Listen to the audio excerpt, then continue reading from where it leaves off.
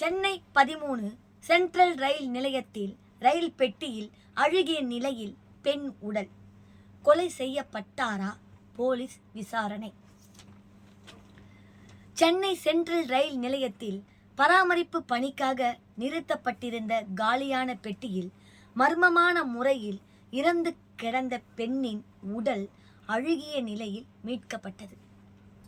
கேரள மாநிலம் ஆலப்புழாவில் இருந்து எக்ஸ்பிரஸ் ரயில் ஒன்று கடந்த 29ஆம் தேதியன்று சென்னை சென்ட்ரல் ரயில் நிலையத்துக்கு வந்தது.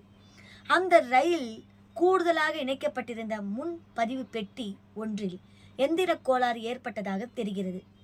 இதனால் சென்ட்ரல் ரயில் நிலையம் வந்ததும் பயணிகள் இறங்கி சென்ற பின்பு அந்த பெட்டி 1வது நடை மேடையின் அருகில் உள்ள ரயில் என்ஜினிற்கும் தண்டவாளத்தில் பராமரிப்பு பணிக்காக நிறுத்தப்பட்டது.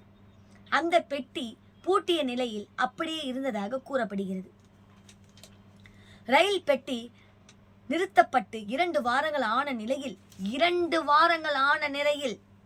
முன்தினம் அதிலிருந்து பயங்கர துர்நாற்றம் வீசியது. இதனால் சந்தேகமடைந்த ரயில்வே ஊழியர்கள் உடனடியாக ரயில் பெட்டியின் கதவை திறந்து பார்த்தனர். அப்போது ரயிலின் இருக்கையில் அழுகிய நிலையில் பெண் ஒருவர் பிணமாக கிடந்தார்.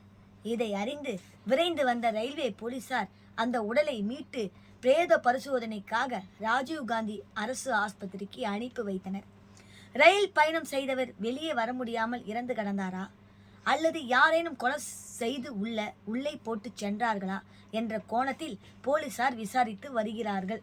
எப்போ 29ஆம் தேதி செத்ததை இன்னைக்கு 13ஆம் தேதி பார்த்து சொல்றாங்க.